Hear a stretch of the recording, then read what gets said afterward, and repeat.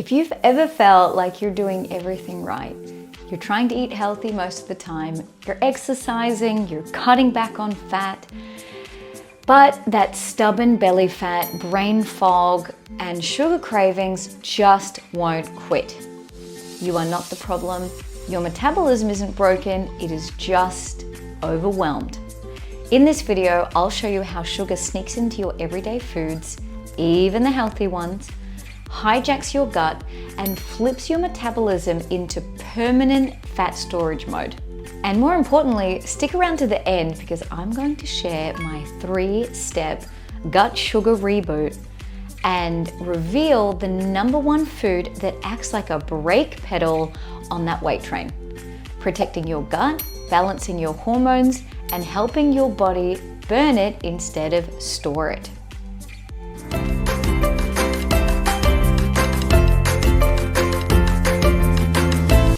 I'm Leilani, I'm a clinical nutritionist, I'm a gut health nerd, and I'm here to help you transform your energy, mood, and waistline using science-backed gut strategies that actually fit into real life.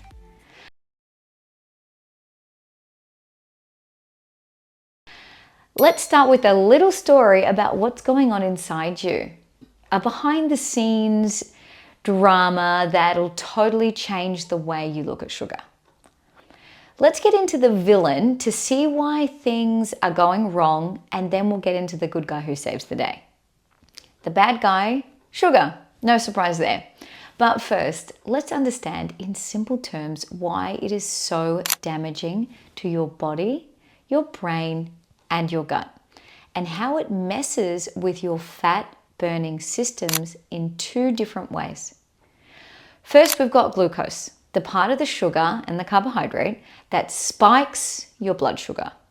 Your body sees that spike and goes, uh-oh, energy overload incoming. So it sends out insulin. It's like the super efficient storage manager in a warehouse. Insulin's job is to grab all of that sugar and pack it away into fat storage, like it's prepping for the apocalypse. And it doesn't matter if you just ate lunch. Insulin's like, we better save that for later. So when insulin is high, your body can't burn fat. It's in storage mode. That's why you can be exercising like a machine and still feel like nothing is shifting with your weight. But it actually gets worse for now. Enter leptin, your I'm full hormone. Leptin's job is to tell your brain, hey, we're good, step away from the snacks. But when insulin is constantly high, thanks to sugar and refined carbs, leptin's signal gets blocked. So what happens? You eat, you don't feel full, you eat more, you crave more, you gain more, and your body slowly spirals into insulin resistance, chronic inflammation, and stubborn weight that refuses to budge. So no, you're not lazy, you're not lacking willpower, you're stuck in a hormone trap. Okay, now for the good news. Once you learn how to get insulin down and leptin back online, your body starts working with you. Why sugar is a metabolic nightmare. So sugar is actually 2 molecules, glucose and fructose. You know about glucose now, but here's the lesser known evil sidekick. Fructose heads straight to your liver to be processed. And when there's too much, your liver starts turning it into fat. That fat clogs up your liver, increases insulin resistance, and leads to the kind of belly fat that is almost impossible to shift. This contributes also to fatty liver disease. It's now seen in children and leads to insulin resistance, metabolic syndrome, and type 2 diabetes. We hear about that everywhere because it's brutal. Globally, 1 in 10 people now have diabetes, and nearly half of adults are pre-diabetic. And if you want to know why, it's because sugar is literally hiding in almost everything we eat. And I'm not just talking about lollies and desserts.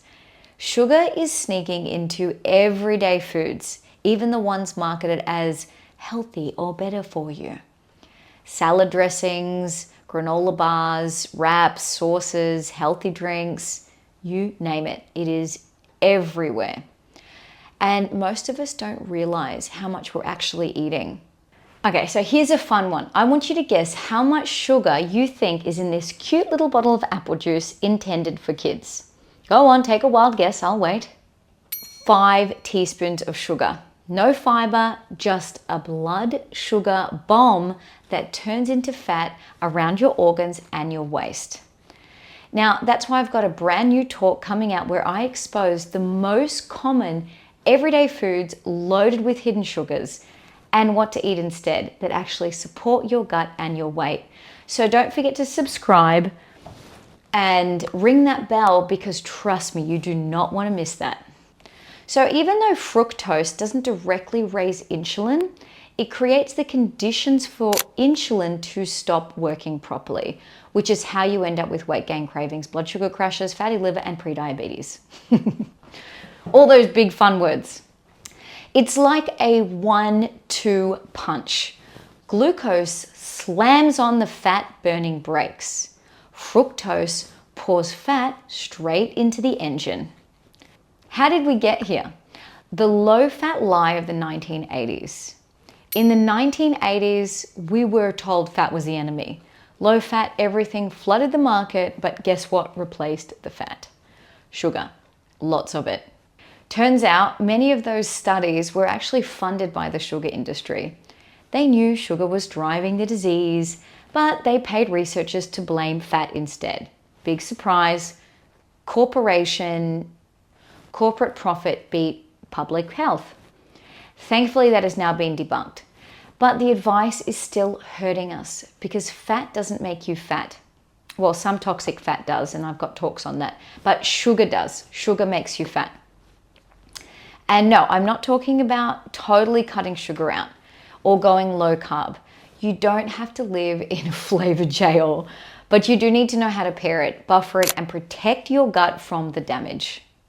Your gut is home to trillions of bacteria, and they control everything from metabolism, mood, immune function, and cravings. And here's the plot twist. Bacteria outnumber human cells in your body 10-1. So you are more microbe than human, and they are hungry.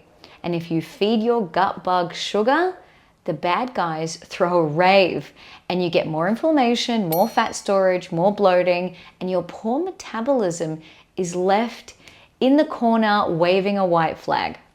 But now, finally, the good part, the part that ties everything together and actually helps you heal. Your gut microbiome, that lovely little ecosystem of bacteria in your intestines, isn't just responsible for digestion. It is also behind how food is broken down, how nutrients get absorbed, and how your body stores and burns fat. So when you eat a highly refined carbohydrate diet, think supermarket bread, white rice, cereals, crackers, you're eating food that has been stripped of its natural fiber, that beautiful brown coating on grains. That's prebiotic magic. It feeds your good gut bugs. Without it, sugar from those carbs hit your bloodstream like a freight train. Spike, crash, liver overload. But the magic happens when you eat carbs with fiber, then everything changes. Fiber acts like a bouncer in your upper gut. It slows sugar absorption, so less ends up dumped into your bloodstream and more travels down to your lower gut, where your good bacteria ferment it into the holy grail of substances with the worst possible name, short chain fatty acids. This is basically liquid gold. It lowers inflammation, improves insulin sensitivity, and it helps your body burn fat more efficiently. So yes, you can eat carbs, but only if you eat them right, with the fiber in their whole form and as part of a gut-friendly strategy. Which brings me to my 3-step process. And it's how you start turning this all around. Step 1, Cut back on refined carbs. Yes, this means bread, white rice, crackers, pastas, juices. I do have all these talks on the better version, so go check out my channel.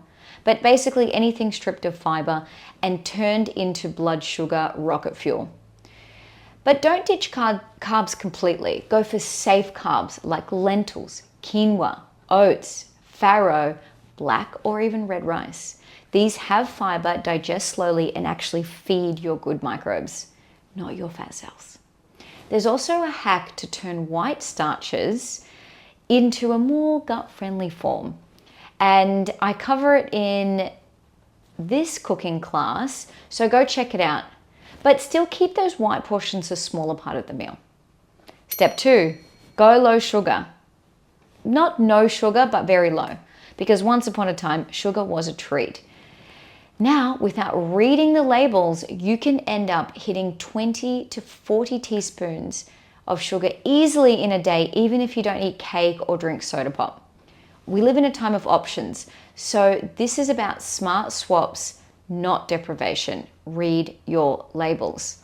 Now remember, 4 grams of sugar equals 1 teaspoon of sugar. So aim for 6 teaspoons a day max, and go check out that talk. I'll put the link here. It might not be out, so I'll try to put it in the description. Otherwise, ring that bell. And 3, start cooking again. Real food, real ingredients, real results. Cooking is how you take back control from the food industry, and your gut microbes will thank you. Add in sour and fermented foods. They help balance your microbiome, reduce sugar cravings, and support digestion naturally. I teach this in all my cooking classes. Real food equals real results. This doesn't need to be complicated. You just need a few key shifts. Reduce sugar, boost your fiber, feed your good gut bugs. If you do that, your metabolism starts to change. Your cravings will come down. Your energy does come back. And yes, your body starts burning fat naturally. Now, if you just feel overwhelmed by it, to make life a bit easier, I've put together a 4-day work week menu that is super delicious, gut loving, with microbiome boosting breakfast, lunches, and dinners. All easy to prep and family friendly as part of my step-by-step gut health course for busy people.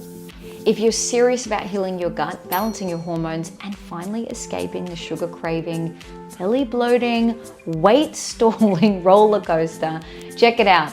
It's the link's in the description below, and it really is a one-stop shop for all the advice you need. And for those of you who want to go into a DNA deeper dive, I've got something big coming. My DNA test and consultation package will show you how your genes impact your ability to process sugar, fats, and inflammation, plus the exact foods, supplements, and lifestyle tweaks to work with your body, not against it. It does cost a little bit more, but all those details will be coming very soon because it's eye-opening, it's empowering. Until then, love your guts.